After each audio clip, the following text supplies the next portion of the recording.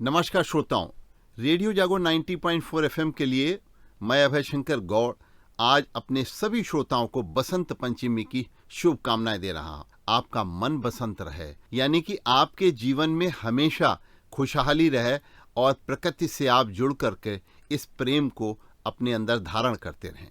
तो आइए आज हम आपका परिचय करा रहे हैं स्टूडियो में एक ऐसे व्यक्तित्व से जो अपना देखिए आप इन्होंने पीला वस्त्र ही धारण कर रखा है। तो आज ये बसंत पंचमी पर लोग पीले वस्त्र को धारण करते हैं।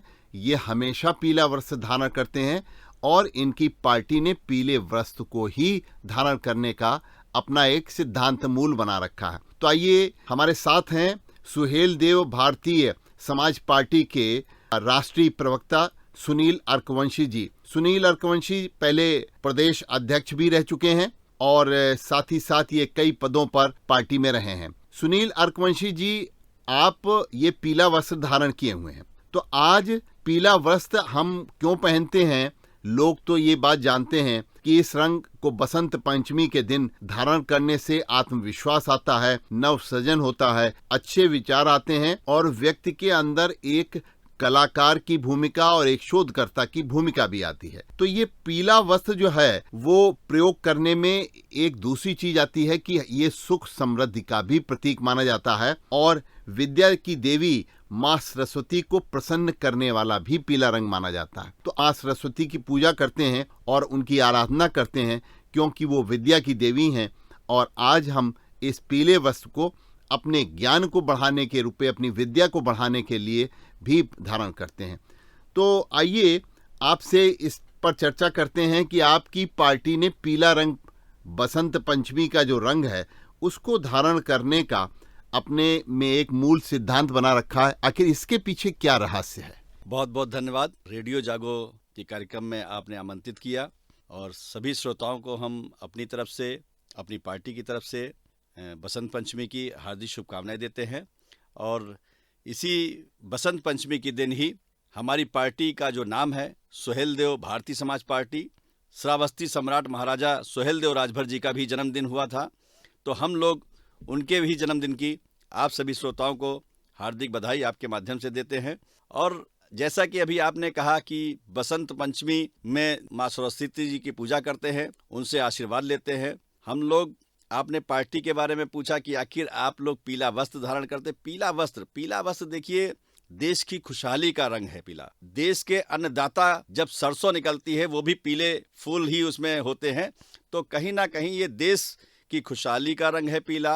अन्नदाता उससे खुश होते हैं जिससे हम लोगों का भरण पोषण होता है। तो हमारे जीवन में ये पीला रंग बहुत महत्वपूर्ण है। पीला रंग की बात आपने की, आखिर पार्टी का भी जो गमछा है, जो रंग है वो पीला है। तो ये महाराजा सुहेल देव राजभर जी जब श्रावस्ती सम्राट में राज्य किया करते थे तो उनकी पगड़ी का भी रंग पीला बताया गया था।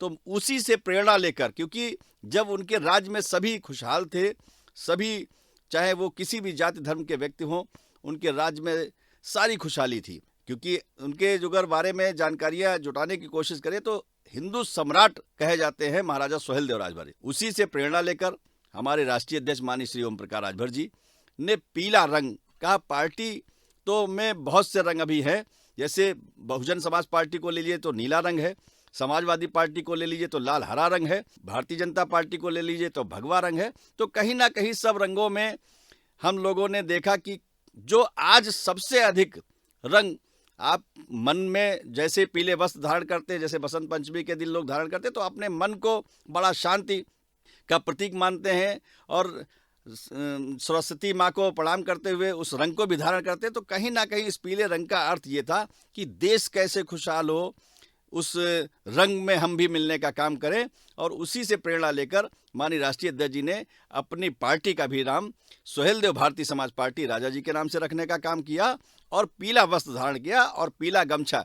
लोग तो बसंत पंचमी के दिन ही पहनने का काम करते हैं, मगर हमारी पार्टी के प्रत्येक कार्यकर्ता, हमारी विचारधारा के लोग प्रतिदिन पीला रंग धारण करते हैं और हम लोग उसी सादगी को लेकर जनता के बीच में भी जाने का काम करते हैं। महाराजा सुहेल देव राजभर जी की विचारों को भी बताने का काम करते हैं। माँ सरस्वती जो शिक्षा की देवी हैं उसके बारे में में भी हम लोग जनता के बीच में जा जाकर उनको कहते हैं कि जो अगर शिक्षित बनोगे तभी आप आगे बढ़ोगे। इस बात को भी लेकर हम लोग जनता के बीच में जाने का काम। तो जैसा आप बता रहे थे, पीला रंग आत्मविश्वास का भी प्रतीक है और इसको धारण करने से एक व्यक्ति के व्यक्तित्व में आत्मविश्वास की बढ़ोतरी होती है, उसका तनाव कम होता है जब उसके अंदर आत्मविश्वास बढ़ता है, और साथ ही साथ जो है सरस्वती माँ की पूजा करने के शुभ फलों की प्राप्ति करने के लिए भी ये पीला रंग धारण करने की बात होती है। तो आप सुनील जी ये बताइए कि वैलेंटाइन डे मनाया जाता है, अब किसी समय बसंत पंचमी की बात हुआ करती थी,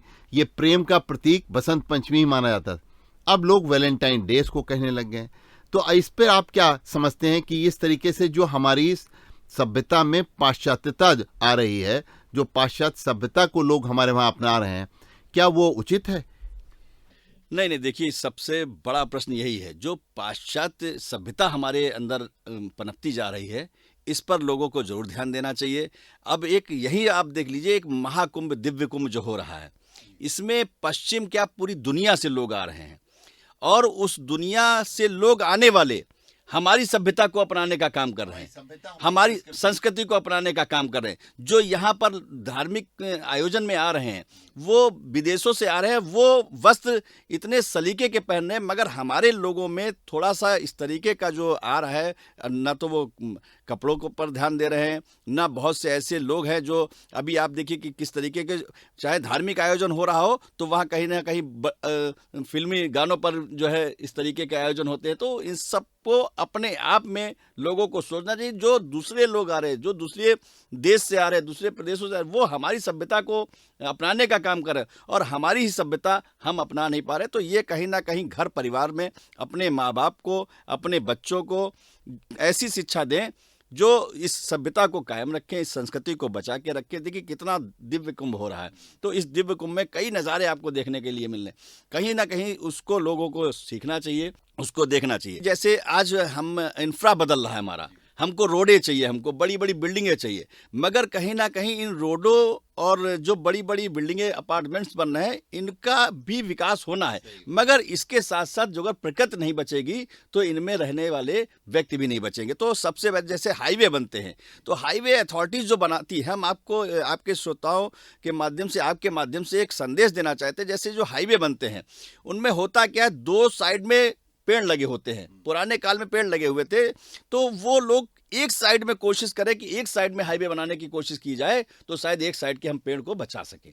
तो आज सुनील अर्कवंशी जी, आप हमारे रेडियो जागो 90.4 FM स्टूडियो में आए और आपने बसंत पंचमी को लेकर के जो हमसे वार्ता करी, तो आखिर हम लोगों की बात में यही निकल के आई कि जीवन में बसंत तभी आएगा जब हम जंगलों को बचाएंगे, जब हम पेड़ पौधों को बचाएंगे और लगाएंगे, क्योंकि आज प्रकृति की चुनौतियों से अगर निपटना है तो बसंत को उसके वास्तविक रूप में हमको समझना ही नहीं बल्कि अपने जीवन में उसको ढालना भी है। बहुत बहुत धन्यवाद। मैं अभय शंकर गौड़, रेडियो जागो 90.4 FM की ओर से आपका बहुत बहुत धन्यवाद ज्ञापित करता हूँ।